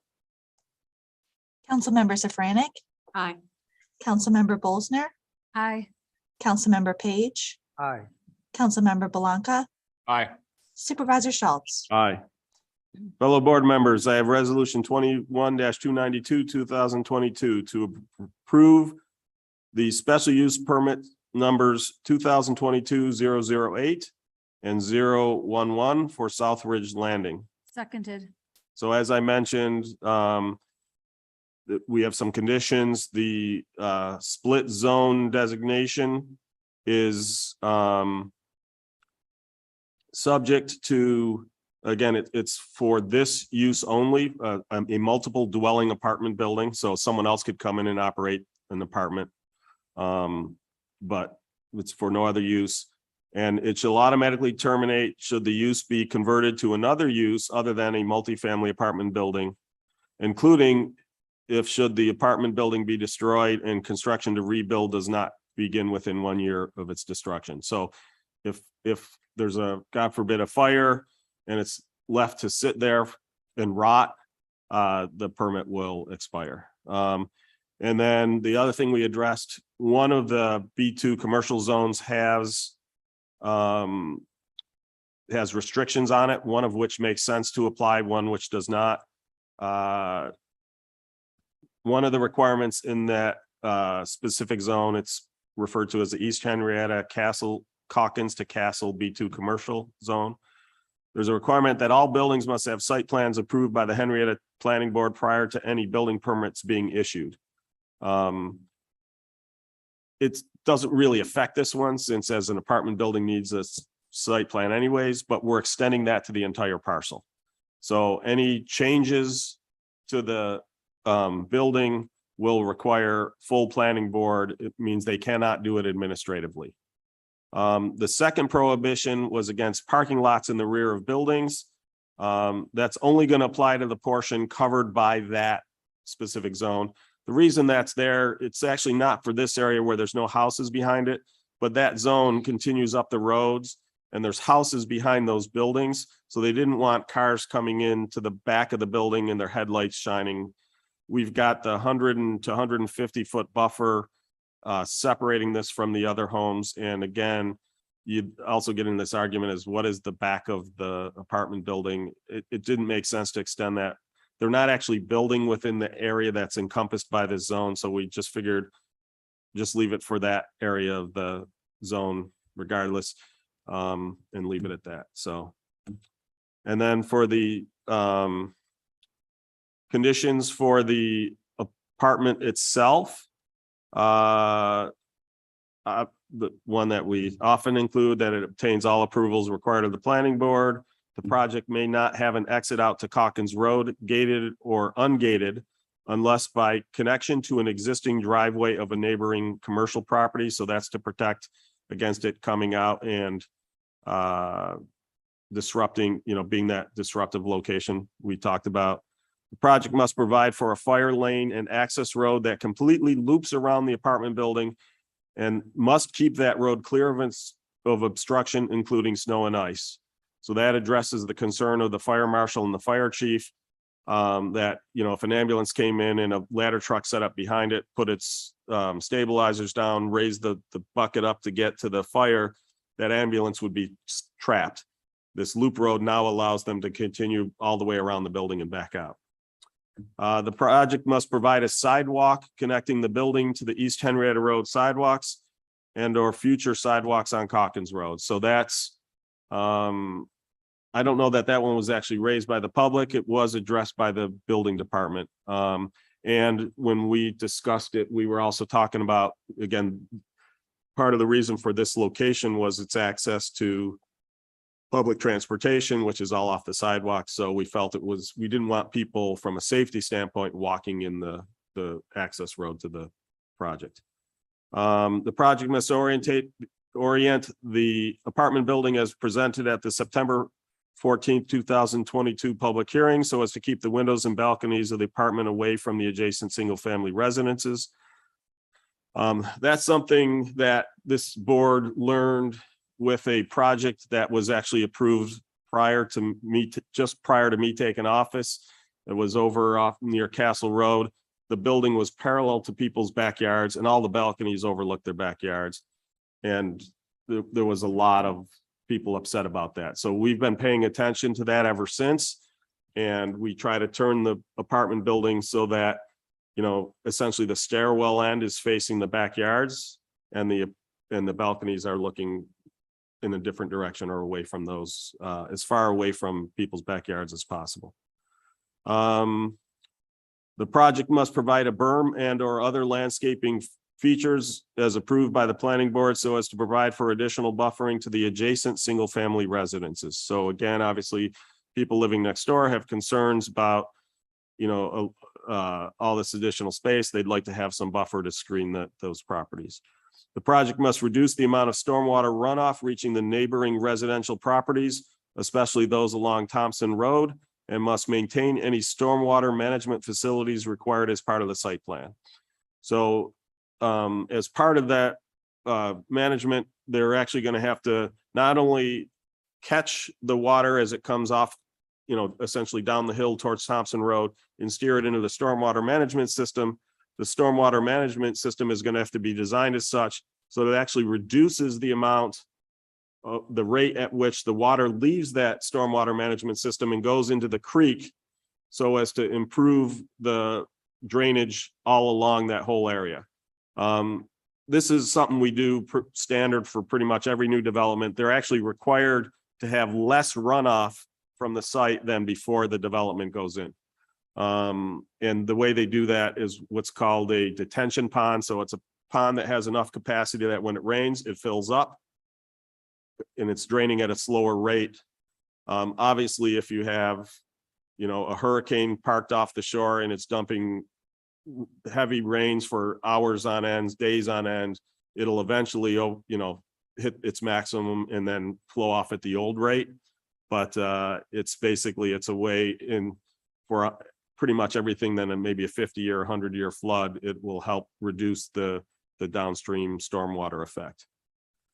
And then the project shall locate its dumpster enclosure at least 250 feet from any property line shared by a single family residential parcel. So again, this is one learned from a development, again, that was approved prior to me taking office, but we certainly heard about the issues and they're legitimate issues. The dumpster was put in the back of the property. Oh, by the way, just beyond the back of the property, across the street are a bunch of houses. Those houses here, that dumpster get picked up. And so the further away we can put that from houses, the better. So this requires it essentially to be at the far side. And I wrote it this way so that if there's a change in management and they redo the dumpster enclosure, it's clear it has to stay 250 feet away from any of the property lines for the residential homes. So it not only protects, I could have done it the way I did the other one, that it's according to the site plan, except that whereas a building is difficult to move, a dumpster isn't that difficult to move. So by basically requiring it that it stay far away from any house, it protects it for the future as well. So those were all the conditions, all based off of public input. We thank everybody who came to that. I don't necessarily see many of them here, but you know, we got a lot of good feedback from the neighbors and very much appreciate that process. Questions, comments? I just want to echo what you said right there about getting a lot of information from the public, and also commend the project itself.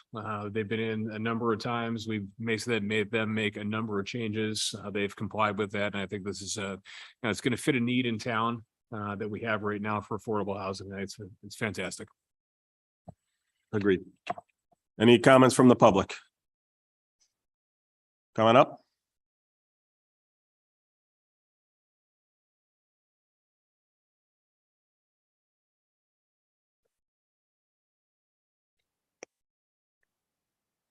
Tony Kemmer.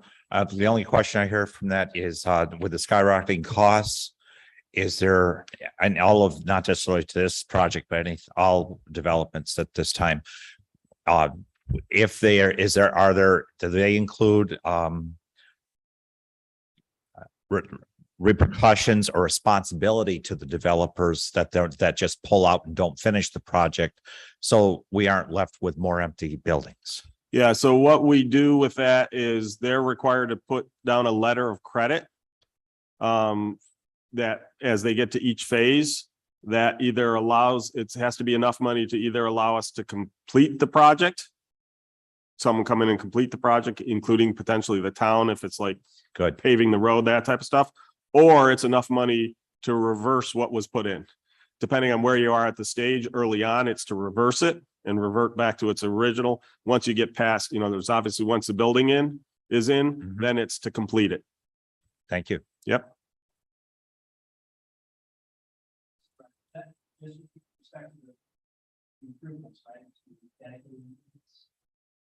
No, they take, correct me if I'm wrong, Craig, the letter of credit does cover for like construction, that if they don't finish, there's enough, typically supposed to be enough money to remove it.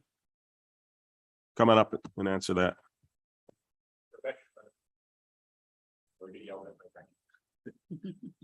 Good evening, members. Yes, the letter of credit is there for the entirety of the project, including retainage compensation if they even don't complete a punch list at the end or something else from the beginning to the end. Decision would have to be made. At one point, we've never had one that has stopped halfway through that we've had to either tear down or put back.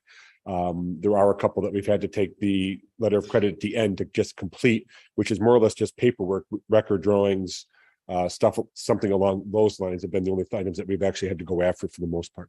All right. That all right? Yep, thank you. And so usually what'll happen, like if there's the more common scenario is if a project is stalling, someone else will come in and essentially acquire the project. That's what's happened. We saw that at the preserve. A new developer came in and finished out sections 9 and 10 when the original developer left. And even the developer who did that section, there was an even earlier developer, as I understand it, who walked away from the project and a new developer came in and took it over. So, you know, in those ones, when it's a subdivision, the letters of credits, there's one that covers the whole landscaping and the road system. But then each time someone takes out a permit on the house, there's letters of credit and retainage for that work that they're doing on the house. And as they complete each phase and it's done, they get that credit is released. But it's, again, the purpose of that is exactly the concern raised by the resident. And that's, we don't want to see, you know, these things left in a unfinished state and rotting. We either want it finished, or if it hasn't gotten far enough, we want it removed and restored to its original. Any other questions, comments? Then hearing none, please call the roll. Councilmember Safranek, Aye. Councilmember Bolsner, Aye. Councilmember Page, Aye. Councilmember Blanca, Aye. Supervisor Schultz. Aye. Supervisor Schultz and fellow board members, I have resolution number 21-293, 2022. To hire John Radisi of Krista Construction as construction manager for the new town court project. Second. Hoping I pronounced your name correctly. Yes, it's Radisi. Yep.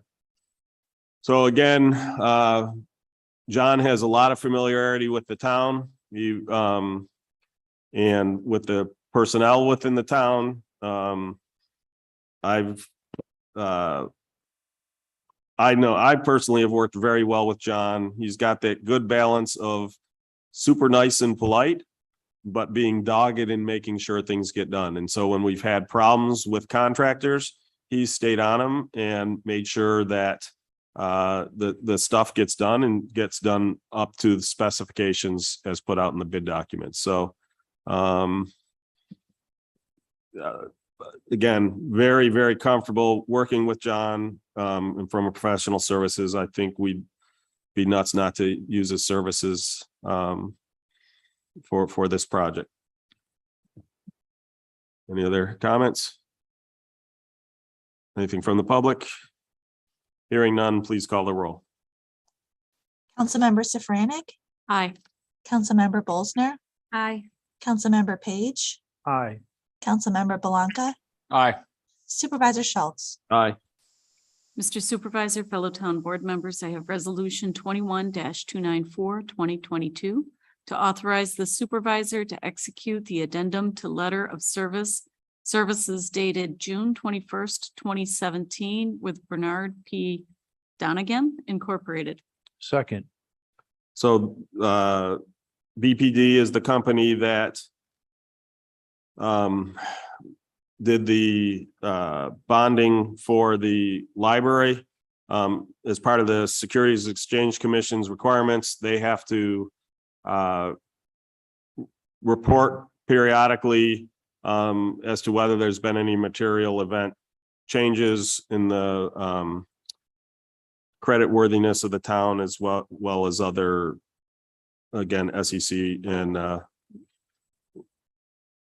securities requirements. So the contract basically needs to be extended to. That it? Any questions, comments? Anything from the public? Hearing none, please call the roll. Councilmember Safranik, Aye. Councilmember Bolsner, Aye. Councilmember Page, Aye.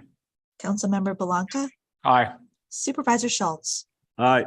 Mr. Supervisor and fellow town board members, I have resolution number 21-295/2022 to authorize the purchase of one new excavator for the highway department. Seconded. So originally this was going to be part of next year's budget. But our highway crews have been very efficient in their work. And in addition, they did a bunch of work for the county, thus generating revenue for the town. So we have enough money in this year's budget to be able to do this year, and therefore we won't have to pay for it next year. Any questions, comments? Anything from the public? Hearing none, please call the roll. Councilmember Safranik, Aye.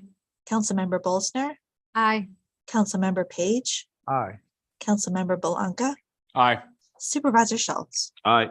Mr. Supervisor and fellow board members, I have resolution number 21-296, 2022 to authorize the purchase of one new backhoe for the highway and sewer departments. Second. So both the highway and the sewer departments predominantly use excavators, but there are times when they need a backhoe. They each currently have a backhoe. They are both quite old.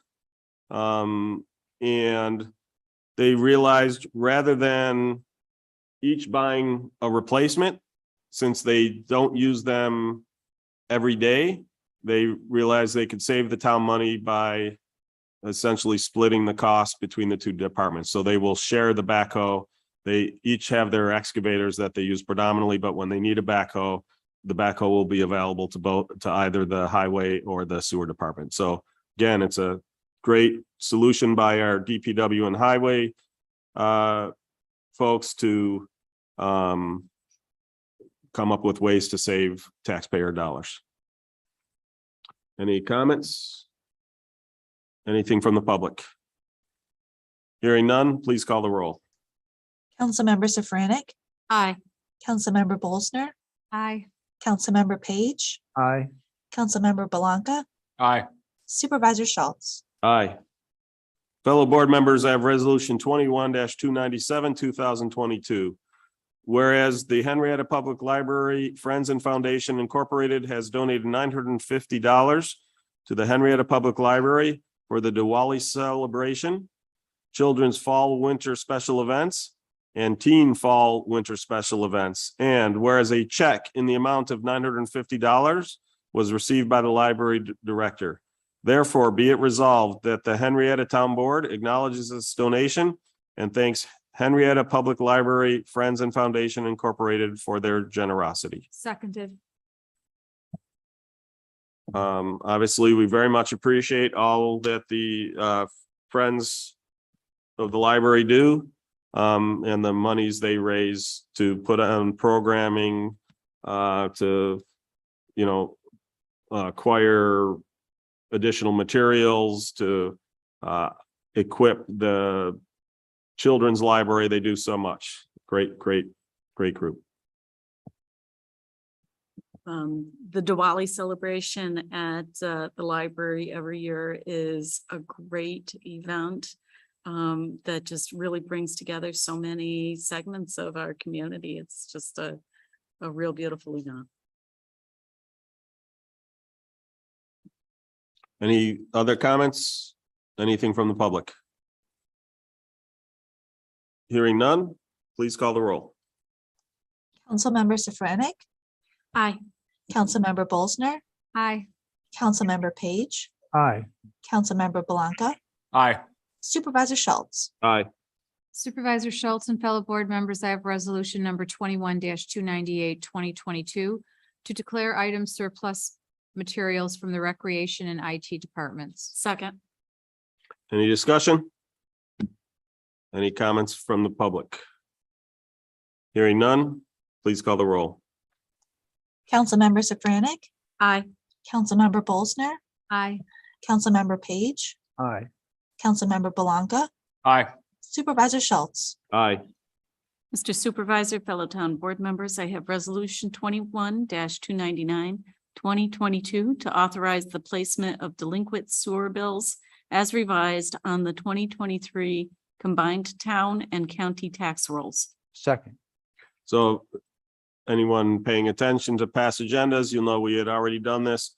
However, it was discovered that one of the payments, the number written on the check was the wrong, or at least how it was recorded was into the wrong account. That was discovered, corrected. So that's what the amendment is. It's changing one of the individuals was not truly delinquent. They had paid. Any other questions, comments, anything from the public? Hearing none, please call the roll. Councilmember Safranik, Aye. Councilmember Bolsner, Aye. Councilmember Page, Aye. Councilmember Blanca, Aye. Supervisor Schultz. Aye. Mr. Supervisor and fellow board members, I have resolution number 21-300/2022 to hire personnel and make the progression increases. Seconded. Any discussion? Anything from the public?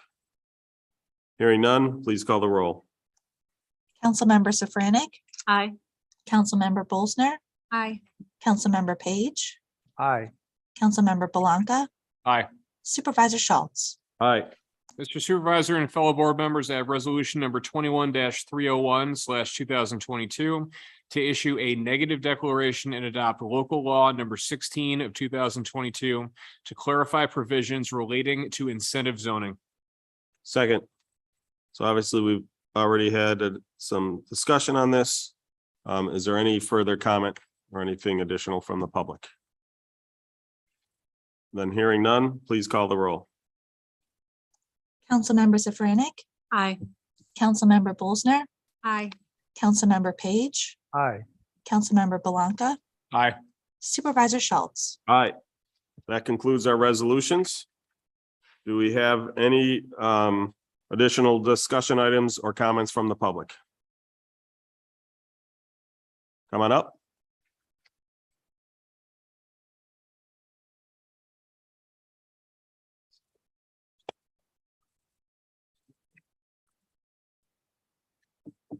Mr. Supervisor, members of the board, Tony Kemmer. This month I was witnessed our street covered with some 10 police cars. From a chase and arresting, and my friend across the street didn't know what they were on. When you have an action happen currently in a school or something, they lock it down. And I was hoping you'd consider some way that talking to the police department, or with all the state of the way things are now, to see if there's some way of notifications could be sent to that you could sign up for notifications to be sent to your phone, that there's an urgent action going on in your area. You need to stay indoors and avoid all windows. Okay. Yep, You- I will bring that to the sheriff's department. Thank you very much. Thank you. Thank you.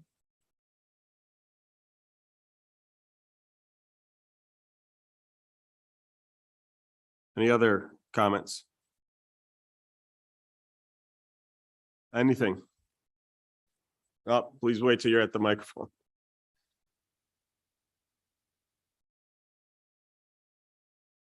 This may not have anything to do with you guys. Recently we had some work done. I think they were putting fiber cables in the ground. Was that part of the town that was doing that, or was who? Because they didn't finish. Actually, they left a big hole in my yard, and they left a mess. And I'm wondering, who do I contact for that? It depends on where the area is. There is some work being done by Greenlight. There's some work being done by Spectrum. Don't remember if there's also work being done by Frontier. Yeah, so if you send me an email with the location, I'll send it around. We'll track down who it is and have them rectify the situation. So, we've had to stay on top of some of the contractors that these utilities companies are using. They don't always restore properly, but we will track down the utility companies for you and make sure that they properly restore it. So, Okay, great. Thank you. okay, thank you. And you know my email address? supervisor@henrietta.org. Okay, thank you. Just making sure. Any other comments from the public? Hearing none, any committee or miscellaneous reports from the board? I have a couple of things. So I have a miscellaneous first, a kudos. I was driving down East Henrietta Road today and there was a beautiful dog running down the middle of the street.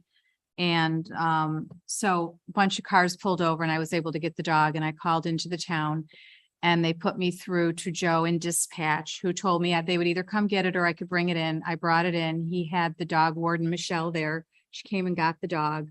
That was such an awesome process.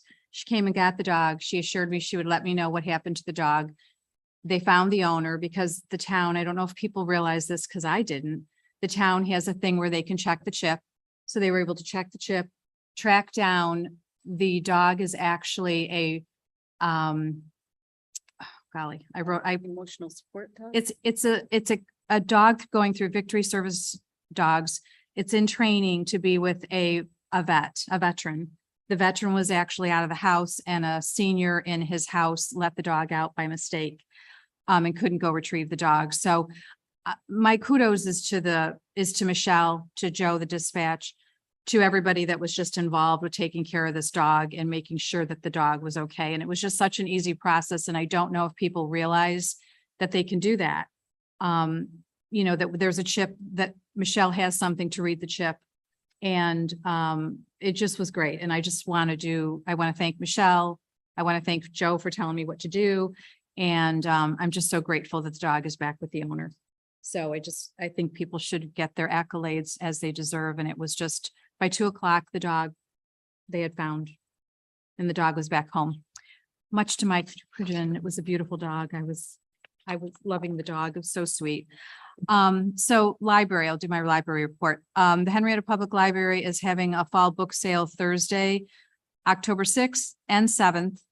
And then on October 8th, it's called Bag Day. I guess you get a bag of books for a reduced price. They're also we were talking about the Henrietta Public Library Friends Foundation. They have some baskets. They're doing a silent auction with some baskets of different things to raise money.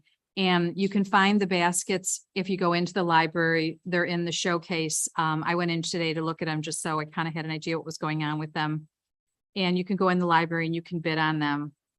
So go check them out. There's some really unique baskets for you to bid on. And let's see, the library, I don't know if other people know this, but the library has a Discover It Yourself collection.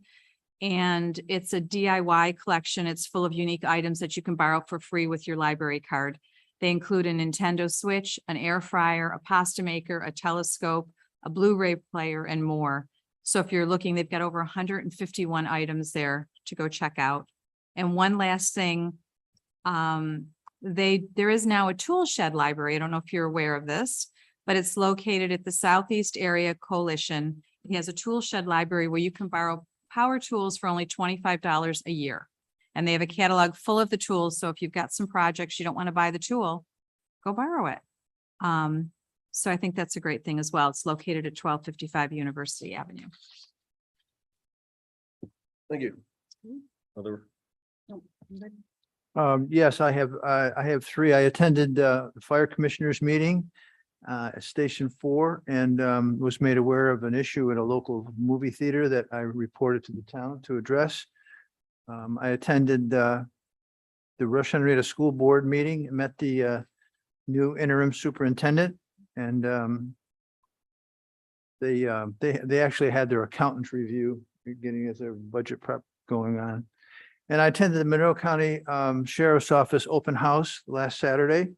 And I also attended it as a Amanda Booth for our local Health and Safety Coalition. And I wanted to put on the record that our Health and Safety Coalition has available to the public at no cost lock boxes for prescription drugs, where you can put your prescription drugs in there and set your own code on the on the tab to open the box, we've discovered that there's a significant, well, there's a couple of things going on. Preteens, junior high kids and high school kids are stealing their grandparents' prescription drugs at a rate that's a little bit scary and often leads to some increased usage. There are also now, as we continue to see gummies and marijuana, cannabis things become legal and sold, there's a really significant issue with little kids. These gummies look like candy, and there's a lot of medical problems taking place. So locking up these kinds of things in the home is really more significant than others. We also have, I forgot the name of the bag, but it's a chemical bag that seniors and other people can put their unused or outdated prescription drugs in, mix it with some warm water, shake it up, and you can actually dispose of it in the garbage. It's environmentally safe. There's no harm to the environment. We also have those. So if anybody needs any of those, I can either get them or refer. Maybe I can bring a supply over here to town hall and people could hand them out. But especially for seniors with their meds or with little kids around the house with the meds, they're free of charge, and we're just trying to keep everybody as safe as possible. Thank you. Yeah, okay, so first of all, thank you to the town employees that donated items. In recognition of Childhood Cancer Awareness Month, the wellness team delivered 4 boxes of clothing, books, and toys and craft supplies to Golisano Children's Hospital. A lot of things coming up on Saturdays. In October, also, the Fall Foliage Run is Saturday, October 8th at Tinker Nature Park. It's a 1-mile fun run, 9 o'clock or 11 o'clock. There's going to be breakfast, snacks, and live music. Halloween celebration at Tinker Park is on Saturday, October 15th, 6 p.m. to 8:30 p.m. Appropriate for families with with children ages 2 to 12. Treat bags will be provided. And Make a Difference Day is Saturday, October 22nd. Volunteer activities will be at the senior high school starting at 9 o'clock to noon. So a lot of good things going on. Opportunities for people to participate in on Saturdays in October. The Henrietta Chamber of Commerce held the William Welsh Scholarship Golf Tournament. So it's a golf tournament, raises money for the scholarships. For those unfamiliar with them, the chamber gives away 3 $5,000 scholarships to Rush Henrietta students who are pursuing a business related major in college. If you're interested in those scholarships, I don't have the information in front of me, but if anybody's interested in finding out about that, they can send me an email at supervisor@henrietta.org, and I'll put them in touch with the folks at the chamber to find out more information about how you apply for those scholarships. In addition, let's see if I can get the names right. The Interracial Clergy Council and the Interfaith League are working together to hold the Martin Luther King Day celebration. And as part of that, they offer a Martin Luther King scholarship. They're currently raising money for that. There is a matching grant put forth to help raise money for that. And again, if anybody is interested either in making donations for that, or has a student who is interested in applying for the scholarship, again, I don't have the contact information with me here, but you can contact me at supervisor@henrietta.org, and I will put you in touch with the folks who are in charge of those scholarships. Then I also want to note that State Senator Patrick Gallivan is sponsoring a recycling event at MCC 1000 East Henrietta Road, Lot M1. It's Saturday, October 15th, 8:30 a.m. to 12 p.m. It's for, electronics, batteries, televisions, computers, things like that, that basically drop them off and they will take care of recycling them. That's free to any Henrietta resident. And again, it's Saturday, October 15th, 8:30 a.m. to 12 p.m. at the MCC Lot M1. And that's it. Anything else? Then hearing none, can I get a motion to adjourn? I'll make a motion to adjourn. Second. Hearing no objection, meeting adjourned.